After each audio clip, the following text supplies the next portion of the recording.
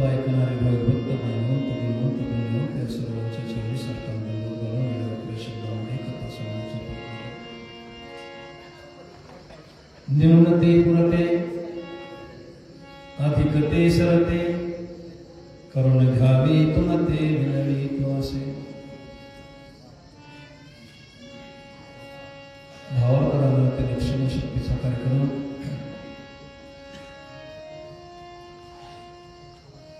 ही रेणुका माता संस्थानच्या वतीनं हरिभक्तपरायण गुरुवारी अण्णा महाराजजी दुधाळ, शिवाजी महाराज दुधाळ यांच्या अतंत्र परिश्रमातून ही 7वी शक्तीचा कार्यक्रम आहे. बोलणं सोपं आहे, करणं अवघड आहे. एक दिवसाचा कार्यक्रम असला तर माणूस परेशान होते. 6 महिने रामायण चालवायचं, 7 वेळेस शक्ती लावायची.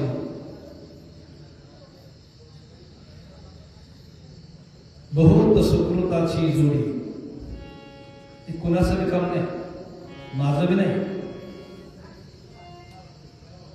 जसं की काहीतरी आईवडिलाचं पुण्य असतंय, पूर्वजन्मीचं पुण्य असतंय, कुणीतरी साधू संतांचा माझा आशीर्वाद असतंय, देवाची कृपा असते, असे सुद्धा नाही असे कार्य होतात. प्रमाणे बघा, तिळ तिळ पुण्य साचा पडे तरी ते भोवता जन्मी जोडे, नाम तुझे वाचे सिया तुडे समागम घडे संताचा. काहीतरी पुण्य असल्याशिवाय 7व्या शक्तीपर्यंत मजल काही काही त्याची स्तुती म्हणून नाही. पण इथं मधी रामायणाला एकदा येऊन बघा, कुणी बी वाचक सूचक चालू शक्तीमध्ये अख्खा कुटुंब, अख्खी फॅमिली हातात कांबे घेऊनच उभे असते. हातात चहा घेऊन जेवण करा, आदर. यांचा काय आदर आहे की आल्यावर कळतंय. शक्तीला एका दिवसाला कळत नाही, मला कळत नाही. याचं काय पुण्य यांच्या पदरात पडणारच की. आमच्या बालू महाराजांनी सांगितलं, रामायण लावा कोणी, रामायण सांगावा कोणी, रामायण वाचावा कोणी, ज्या भावाभावामध्ये प्रेम आहे त्यांनी. बालू महाराज मुलं तर ह्याची इतके लवचिक आहेत, आणि भाऊ ज्यावेळेस त्यांच्या भावाभावाची भेट घ्या तुम्ही, या दोघा भावाचं असं प्रेम आहे, दादाचं आणि महाराजांचं. हे मी जवळून पाहतोय, त्याच्यामुळे तो अंदाजच बांधता येत नाही. मग त्यांनीच रामायण लावावं असं तुमचं मत आहे.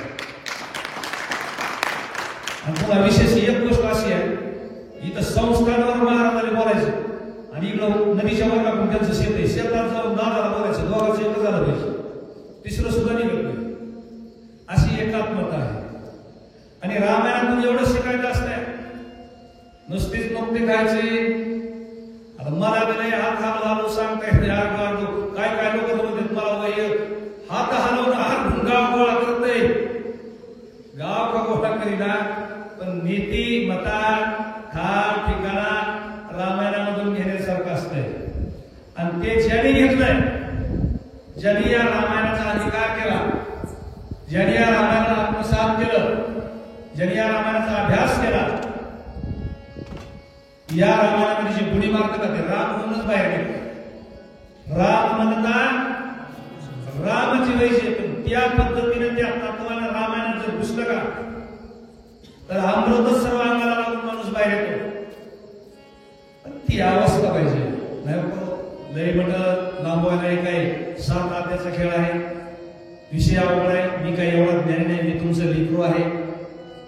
मालक बापाची या काठी रिघे. विषय असा आहे, हनुमानजीच्या पुढं हात जोडून कोण उभा आहे एवढं मी कळालं का मला तुमच्या मार्फत, तरी मी धन्य झालो. मारुतीरायाच्या पुढे विनंती करतो, कोण करताय? राम. आपण देवाला मागावं का देवाला आपल्याला मागावं?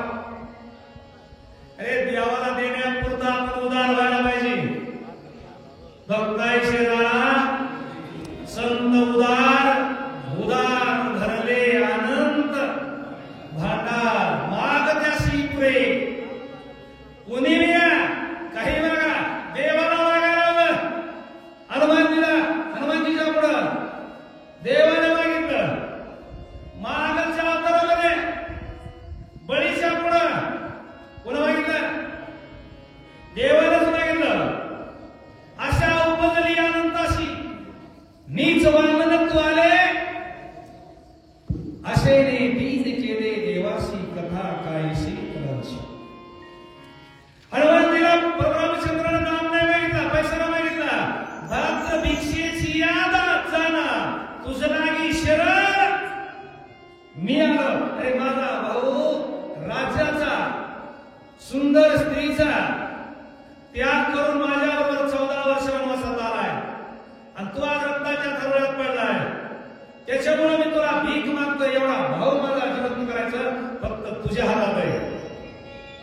भीक मागता मागता प्रभू रामचंद्राच्या मुखातून शब्द निघला.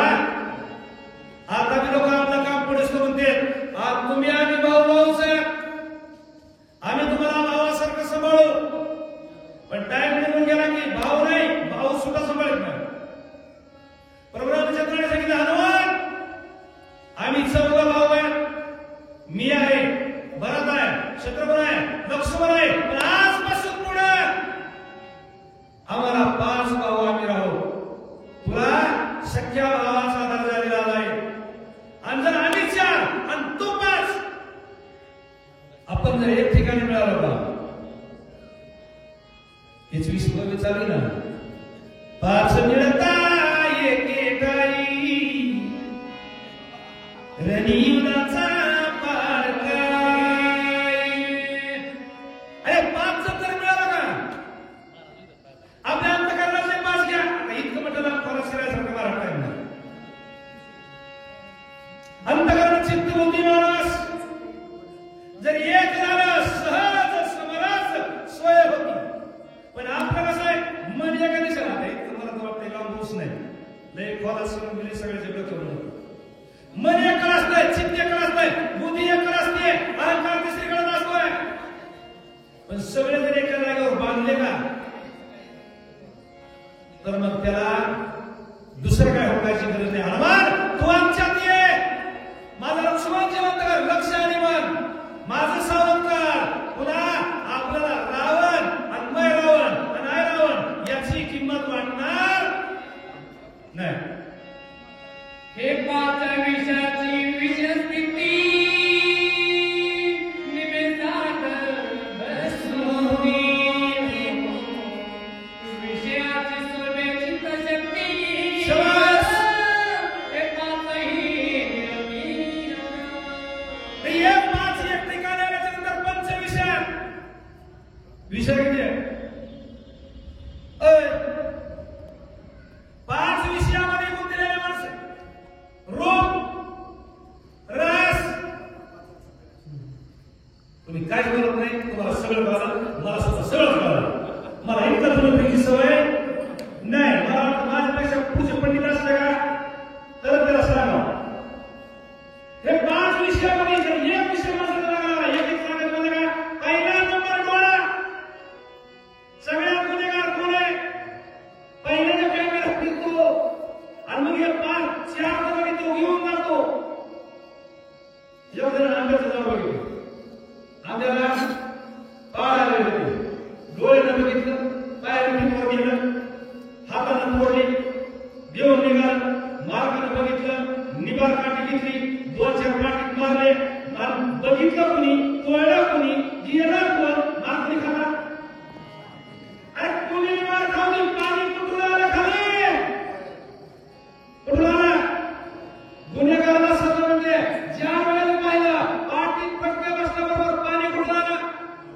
डोळ्यातून. हे 5 विषय जर आपण लोकांना सोडले, मग किती निघाला, किती वाढला आणि किती रामायण सांगा, रामायण सांगून उठला विषय तो त्यांचा लागणार आहे. आमचं पण आमच्या ताब्यात नाही, आमचे कान आमच्या ताब्यात नाही, आमचं तोंड आमच्या ताब्यात नाही. हे 5 विषय. आमचं नाकानं कशाचा वास घ्यावा हे कळावा, आमच्या या त्वचेनं कशाला स्पर्श करावा हे कळावा. लय बोलायसारखं पण बोलत नाही. माझ्या पुढे माझ्या माय बहिणी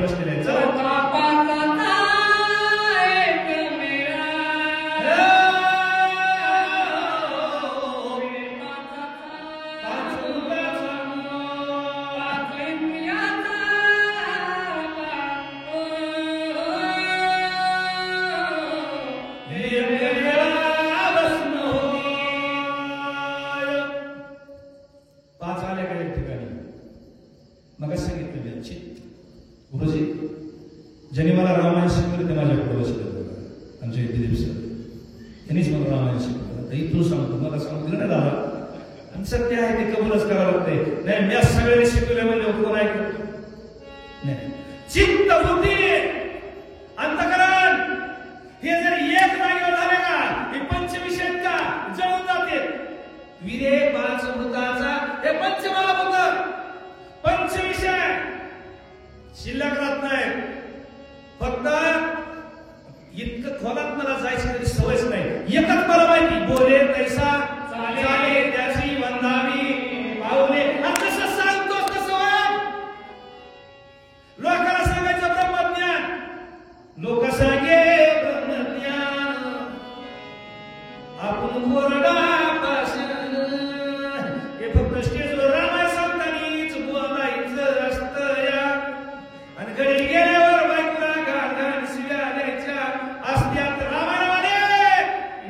ती विचारी तदान तन्मयेती पंचप्राण सर्व सांडोळी आपण निषेधन करे उतरे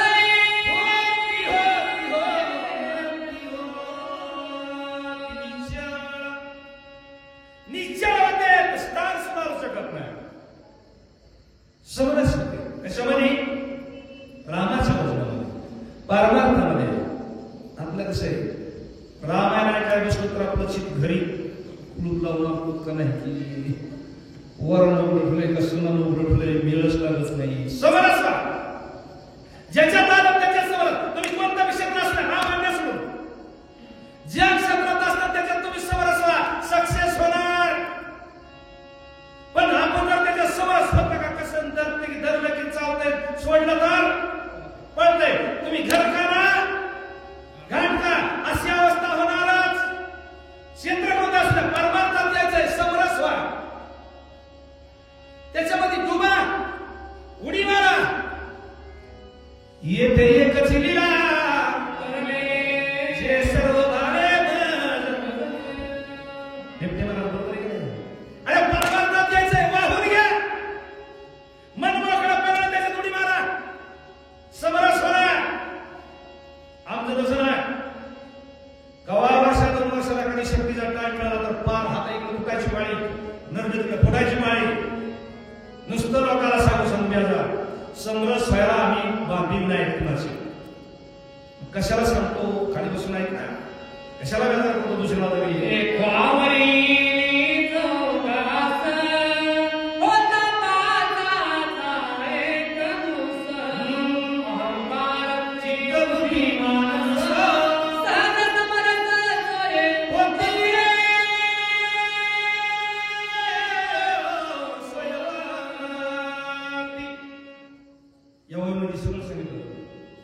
अहंकार चित्त बुद्धी मानस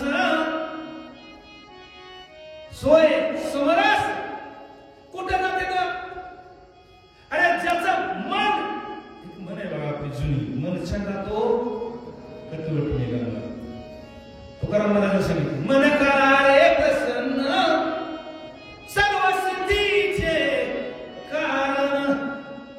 पण आपलं मनच नसतं त्याच्यात. कसं होत आहे त्रिवेणी संगमावर आंघोळ घालून आणलं गंगेमध्ये बुडवून आणलं आणि तिथून आणलं की महागलं बे कधी सोडीना. कबीरजीचा दोहा आहे. कबीरजीने सांगितलं की ते गंगेत धुवून आणलं आणि तिथून इकडं आणलं आणि पुन्हा जर ते पहिलं बे कबी वाचायला लागलं का तर उपयोग नाही. नाही रोये क्या हुआ मन का मैल न जाय. नाही रोये मन का मैल न जाए नीन सदा जल में रहे. धोय विवास न जाए कबीरा धोय विवास न जाए. चंद्रभागेत बुडून आणला इंद्रायणीत बुडून आणला. आल्हा बाबा नेला त्रिवेणी संगमावर बुडवून आणला. नाही निर्मळ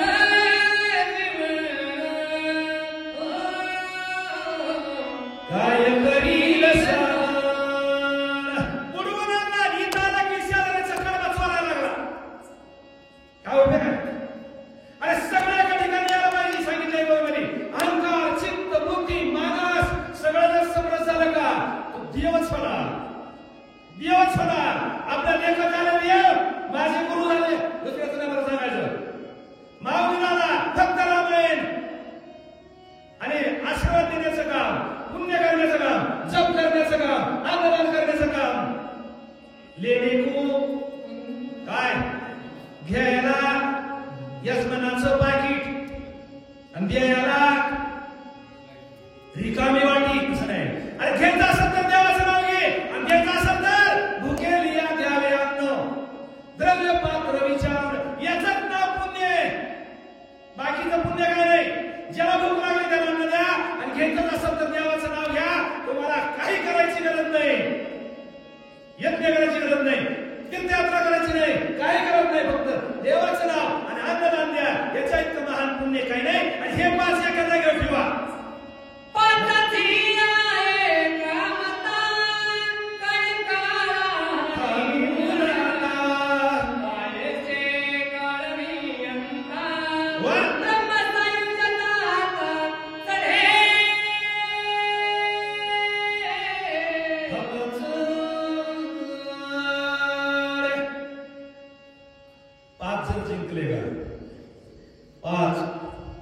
पाच मी सांगितलेले अहंकार, चित्त, बुद्धी, मानस 5 विषय हे जर जिंकले तर साईचे वैकुंठ हे लाभ नाही.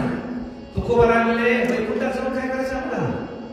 वैकुंठाशी आम्हा नको धाडो हरी वासदे पंढरी सर्व काळ वैकुंठी जाऊन काय बा करावे उगीच वैसावे मौन रूप.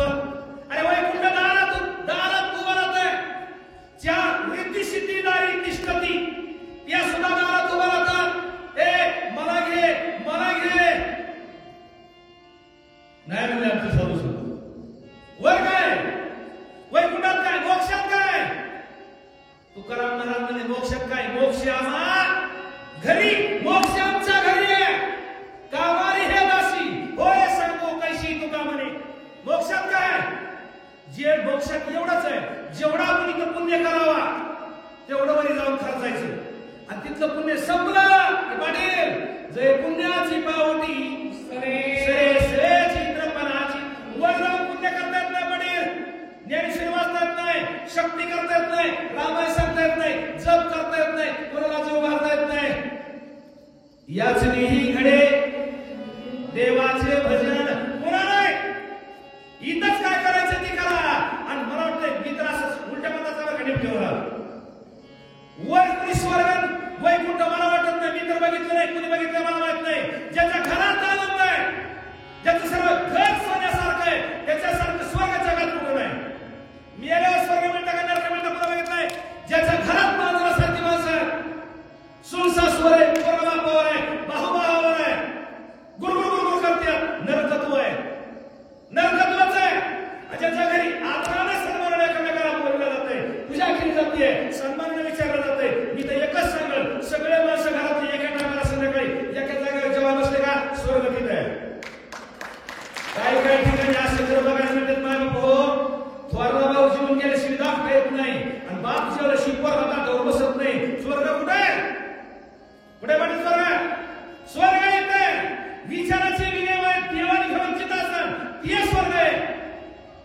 मला बाकीचं माहित नाही. मग तिथं माणूस जाऊ शकतो असं नाथ बाबांनी सांगितलं. जिनुनिया जीव जीव बदली स्वस्वरूप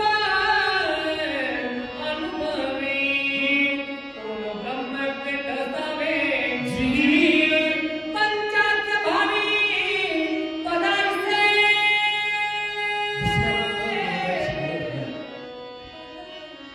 दुसऱ्याला पद मागायची गरज नाही. ज्यानं शिव आणि शिवाची पदवी जिंकली का. ज्यानं काम क्रोधाधिक विकाराला जिंकलं का. ज्यानं मी आणि तू पण जाऊ दे धुळे ज्याने हे जिंकलं का त्याला बाकीची ओळखायची गरज नाही. तो देवच झाला. तो कोण झाला. अहम एक प्रमाणे बघा. अहंकार गेला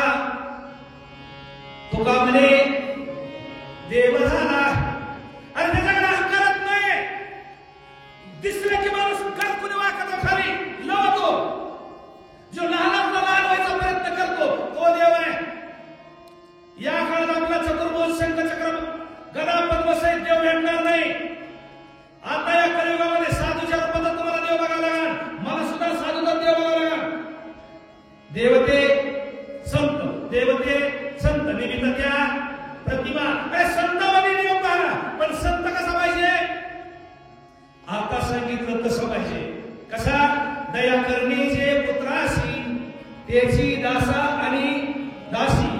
तुका म्हणे सांगू किती, पुढचं महत्वाचं आहे. पुढचं तुका म्हणे सांगू किती त्याची भगवंताच्या मूर्ती. देव होतात देव होईल म्हणती ते देव होती तरी का चित्तीने धरावे.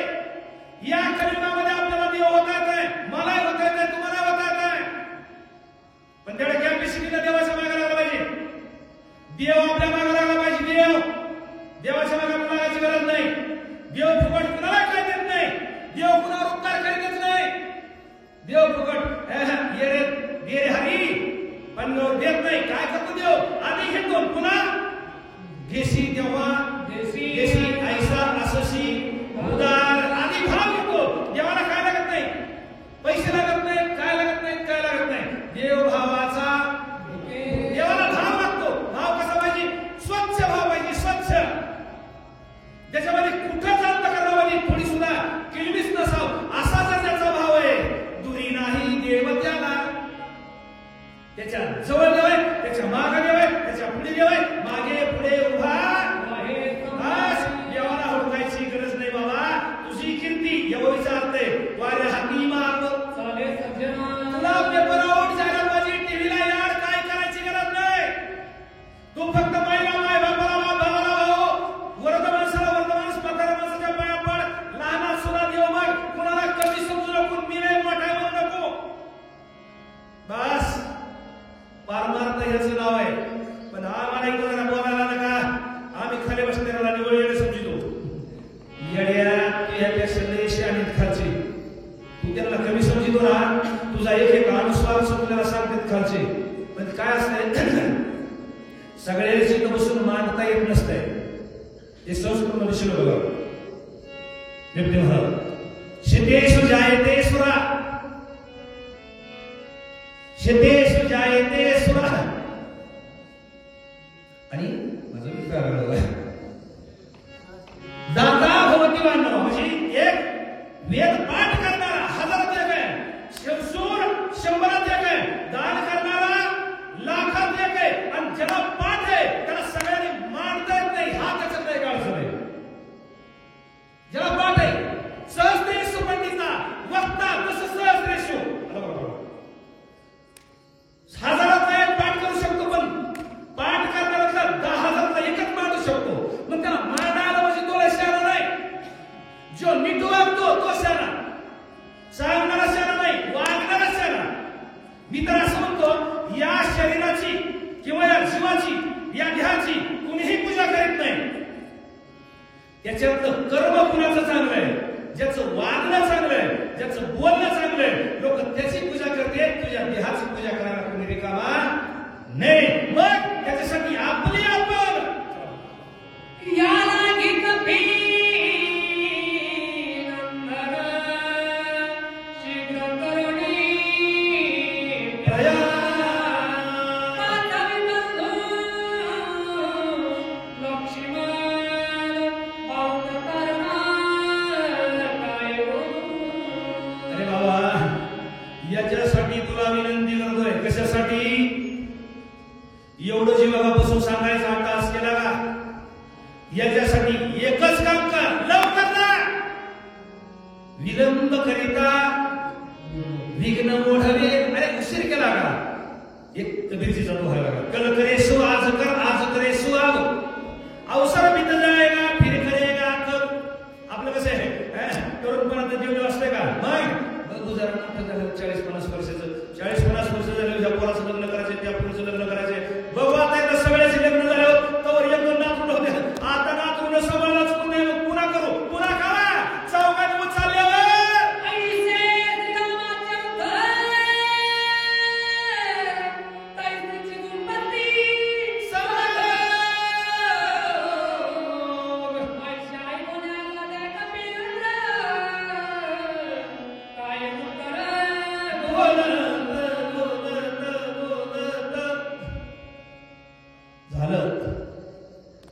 आपल्या सगळ्यात बुद्धिमान कोण आहे गुरु?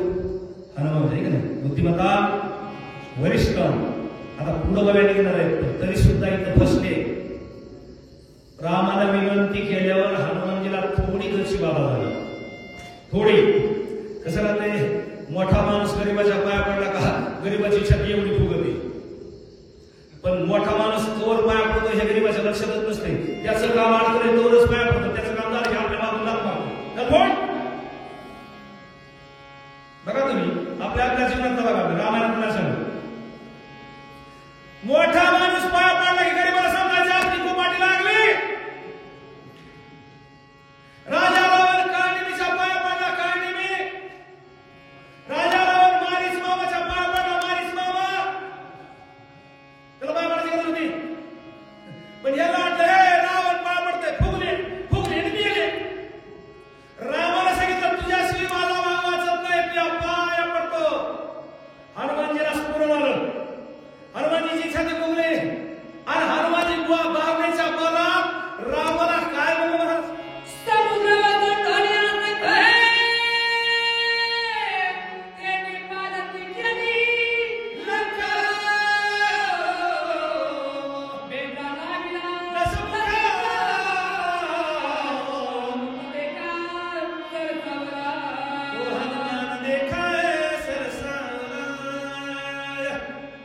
ज्याने समुद्रावर उडी मारली, मालकाला उडी मारता आली. उडी कोण मारली? हनुमानजीनं. रामाला समुद्रावरून जाताना पूल बांधावा लागला. हनुमानजी याच्या होडीपलीकडे गेले. तो हनुमानजी जनशिदीच्या शोधासाठी एकटाच गेला आणि तिथं जाऊन राजा रावणाला दराला दाखविला. हनुमानजी माघारी आलं आणि एकदा आंदोलनाला पाठविलं, तरी सुद्धा सगळे राक्षस म्हणे घ्यायचे. त्याला परमान नको का तुम्हाला? एकदा काय झालं, उगाच्या उगाच विभीषण उठलं. विभीषणीकडे आलं, एक रात सुख सारणारे म्हणजे हनुमान इंद्रजी चिपळलं कुंभकर्णाकडे. मला काय झालं? ते हनुमान आला. तो करा मनाचं प्रमाण आहे का? कुंभकर्ण इंद्रजी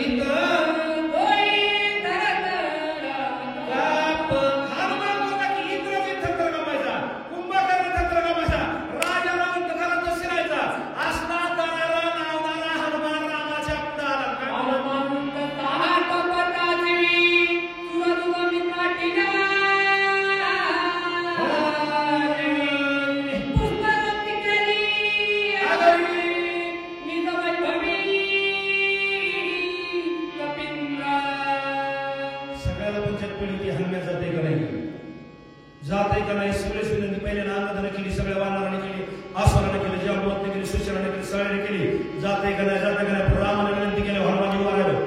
उभा राहिला सत्ता दिला. हनुमानजीचं काम होतं जत्रातल्या फुग्यासारखं. हनुमानजी मोठे दिवत होतं आणि लहानात लहान दिवत होतं. आपल्या जुन्या कवाडाला सवय होती, कवाडाच्या सवण्यातून आतमध्ये जाता येत होतं. जाता येत का नाही? आमच्या घरात कवाडाच्या सवण्यातून आतमध्ये जात होतं आणि एकदा जर फुगलं का सुरसा मावशीचं पोट फुटून बाहेर येत. एवढं मोठं होतं. हनुमानजी जत्रातल्या फुग्यासारखं मोठं मोठं मोठं मोठं व्हायला लागलं. बाकीच्या कुठून पुरा आले होते कोणाला माहिती. सगळे 33 कोटी देवासहित आले, हनुमानजीवर पुरा टाकायला लागले आणि हनुमानजीच्या नावाचा परमरामचंद्राच्या नावाचा बाकीच्या निघाले केला.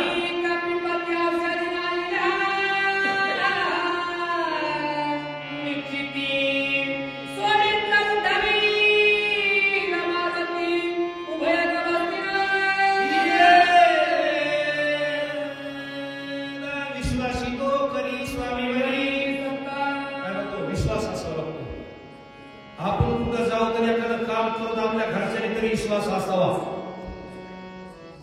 आम्ही शक्तीला जाऊ असं घरच्याने सांगितलं तर घरच्याने वाटावे, शक्तीला तरी केलं असं. नाही तर घरचे पुन्हा दादा हा मारायच्या तुम्ही खऱ्या शक्तीला घेतात का? म्हणजे आमचा संशय आलाच साहू महाराज कराय कोणी म्हणजे आमच्यावर तेवढा सुद्धा विश्वास नाही. अरे हनुमानजीला विश्वास आहे. हनुमानजी एक प्रकट आहे, वानर आहे, राम मानव आहे, अर्धे सोर आहेत, अर्धे माकड आहेत, अर्धे वानर आहेत. ते म्हणजे हनुमान अत्यंत विश्वासी आहे. हनुमानजी जाणार, हनुमान लक्ष्मणाला औषधी घेऊन येणार आणि सूर्योदय होण्याच्या आत लक्ष्मण उठणार. सर्वसाधारण लोकांना सुद्धा खात्री पटली माणसानं तसं वागावं नाही नको. नाहीतर काय उपयोगाची जगण्याला तरी. अरे ते जगणं तर काय, कुत्र बी जगत आहे, मांजर बी जगतंय. आमच्या कबीरजीने अजून कबीरजीचे दोष सांगायला मिळतो तुम्हाला. कोंबडीला 32 पिले असते तर वाघाला एकच असतं. कोंबडीला बी पिलेच असते आणि वाघाला सुद्धा ती बाळच असते. पण कोंबडीचे काय कामाचे नसते, तसे आपले 50 सुने काय कामाचे नसते. सांगू बघवा, मुर्गी जणी उतखली आगे पीछे थाट. कोंबडी सरावाच्या महिन्यात बघायची. 5-25 पुढं 5-25 माग, सारा नावा घेऊन चलती. आणि आपल्या शेतात कोंबडी मावशी काय मिळे आपला वाघ नाही हो आपला. आणि सराव संपवायचा. आणि त्या पोळ्याची कर झाली की 14 दिवशी कोंबडीकडे बघायचं. मोकळ्यात पकड पिले. या दोघांना सांगितलं कबीर बरोबर.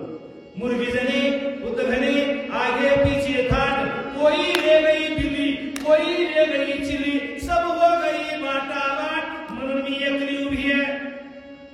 अरे हनुमानवर विश्वास होता की जाणार औषधी आणणारच. लक्ष्मण उठले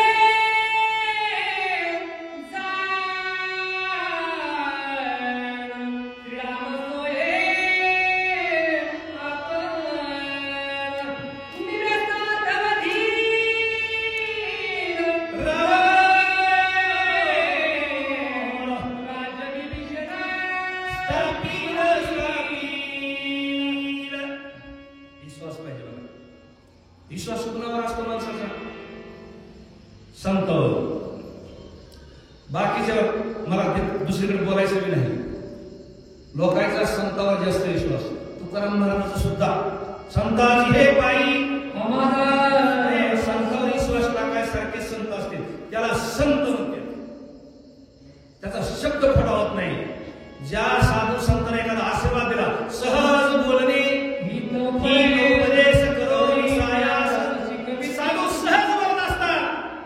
साधूला चमत्कार येत नसतो, साधू जाणते नसतात, मंत्र तंत्र काही सुद्धा येत नसतंय. पण त्यांनी जर सहज बोलले का, तुका सहज बोलावानी तेथे वेदांत वाहे पाणी.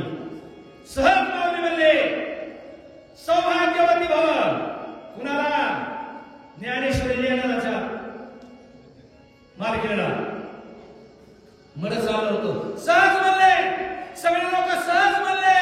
अरे हनुमान जाणार, औषधी आणणार, लक्ष्मण उठणार, राम रावणाला मारणार. रावण मारल्यावर लंकेचा राजा. मला सांगा असं कुठं घडलंय का? आपण संपत्ती मिळवायची आणि आपल्या सेवकाला देऊन टाकायची, असं घडलंय? घडलंय का? हे फक्त परमार्थातच घडलं. परमार्थात आपणा सारखे करीती बाकी कोणत्याही व्यवहारात तुम्ही गड्याला मालक करीत नाही. पण परमार्थामध्ये साधू सेवकाला मालक. गाव मला रामायण लिहायला लावलं पुढच्या अध्यापासून त्याच्या पुढच्या. त्यांचा मुलगा पंडित होता, शास्त्री होता, मुलाला नाही दिलं. याला संत म्हणते. तुका म्हणे